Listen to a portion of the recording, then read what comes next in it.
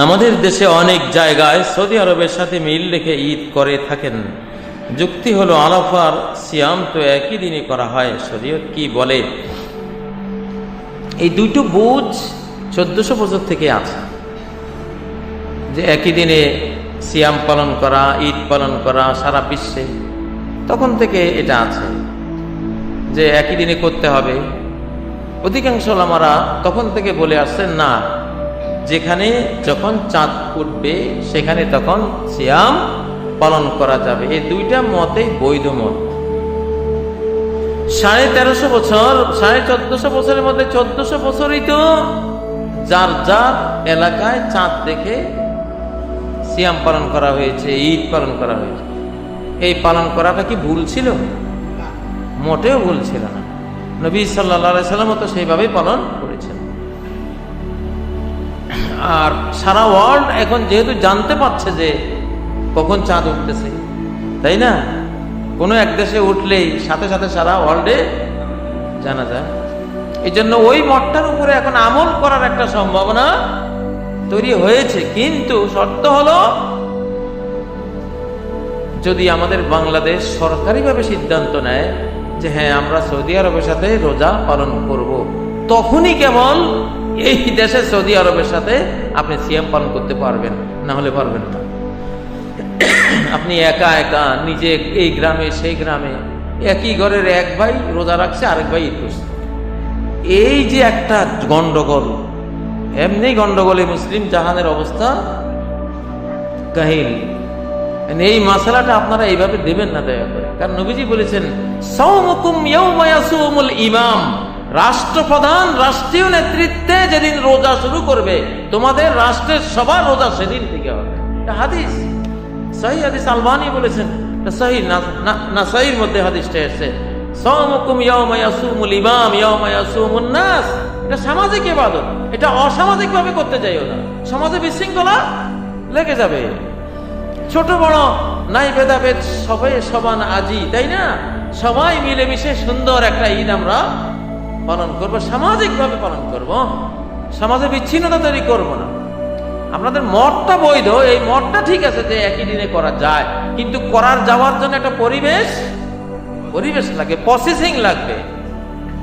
কাতল মাছ খাওয়া যাবে, একজনে আলেমদের মুখে শুনছে কাতল মাছ হালাল, বাজার থেকে আনি কাঁচা খাওয়া শুরু করছে। আরে বাবারে, তুমি কাঁচা খাওয়া, তোমার কাঁচা খাইতে কইছি? কাতল মাছ খাওয়া হালাল, এই জন্য কাঁচা খাই ফেলবা? কি করা লাগবে? প্রসেসিং করা লাগবে। এটা কাঁচা তোমার জন্য হালাল না, ক্ষতি করবে। ক্ষতিকর জিনিস হালাল হয় না।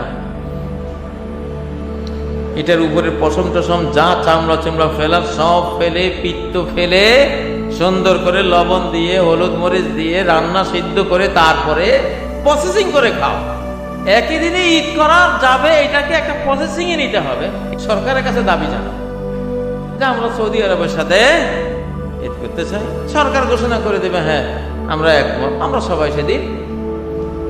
তাহলে একই দিনে আমাদের সৌহার্দ্য, সম্প্রীতি, ভালোবাসা, ঈদের যে আমেজ, ঈদের যে একটা এটা যে প্রীতি, মুসলিম উম্মার ঐক্যবদ্ধ হওয়ার একটা যে বিরাট সিনারিও, এই সব ঠিক থাকলো, ঠিক না? এখন ওই গ্রামে আজকে ঈদ আর এইসব গ্রামে কালকে কত, এই যে একটা গন্ডগোল, এই গন্ডগোলের কারণে এইভাবে আমল করা নিষেধ। হাদিসে নিষেধ। আপনি যদি একা চাঁদ দেখেন কিন্তু রাষ্ট্র সমাজ আপনার দেখাকে বিশ্বাস করে না, আপনি ঠিকই দেখছেন, আপনি কি রোজা রাখতে পারবেন? পারবেন না, অনুমতি নেই। রাখলেও চুরি করে রাখতে পারবেন, কাউকে বলতে পারবেন না, কারণ এটা একটা সামাজিক ইবাদত। এটা কি সামাজিক ইবাদত? যাই হোক, তবে মত দুইটাই ঠিক আছে, বুঝ দুইটাই কি ঠিক আছে, কিন্তু আমলের জন্য একটা প্রসেসিং লাগবে। প্রসেসিং ছাড়া এটা পারবেন না, সমস্যা হবে। সহিহ হাদিস আমল যারা করে তাদেরকে নিয়ে এমনি সমস্যার কোনো শেষ নেই। দয়া করে আরো এই নতুন নতুন সমস্যা তৈরি করবেন না। সারা জীবনেই মানুষ ভাগে কোরবানি দিয়ে আসছে। সহিহ হাদিসের মধ্যে একদল লোক খামাখাই একটা বুঝ, এটা একটা বুঝ, কেউ কেউ বলেছেন যে এইভাবে ভাগ হয় না। অতি 1400 বছর থেকে এই বুঝটা কোরআন কিতাবে আছে, লেখা আছে। কিন্তু অধিকাংশ আলেমদের মত ভাগ চলে।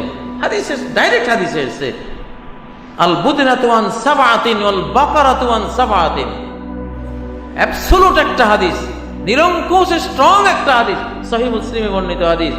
একটা ওট 7 জন থেকে দেয়া যাবে, কোনো সাই আত্মীয় হোক, সাই মুসাফির হোক, সাই মুকিম হোক, সাই একই দলভুক্ত হোক, 7 দেশের 7 জন হোক, কোনো শর্ত নাই।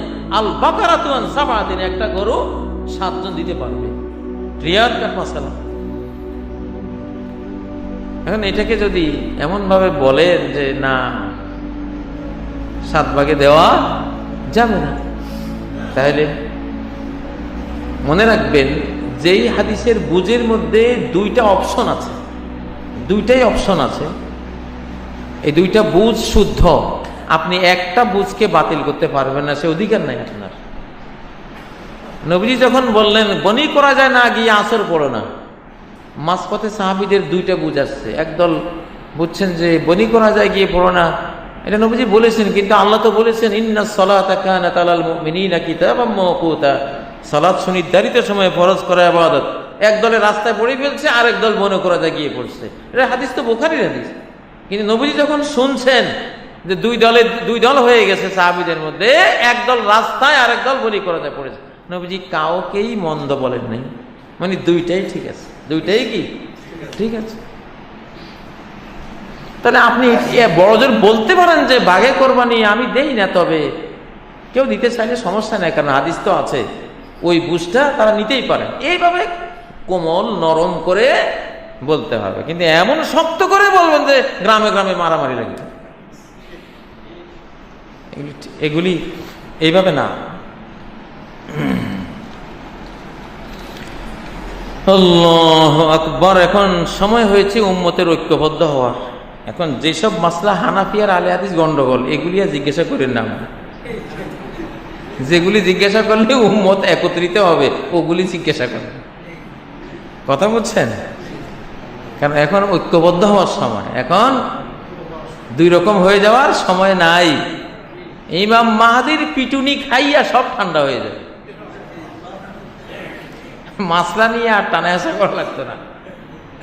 ইমাম মাহাদির মায়ের ছোটে সব ঠান্ডা, উনি তো সব উল্টা পাল্টা যা আছে সব সিধা করে ফেলবেন, সব সিধা করে ফেলবেন। ইয়ামালু ফিন নাস বিসুন্নতি নবিয়্যিহিম সাল্লাল্লাহু আলাইহি সাল্লাম, নবীর সুন্নত মতো তিনি আমল করেন। তবে একটু অপেক্ষা করেন, এইসব মাসলা নিয়ে একটু অপেক্ষা করেন, অধৈর্য হবেন না।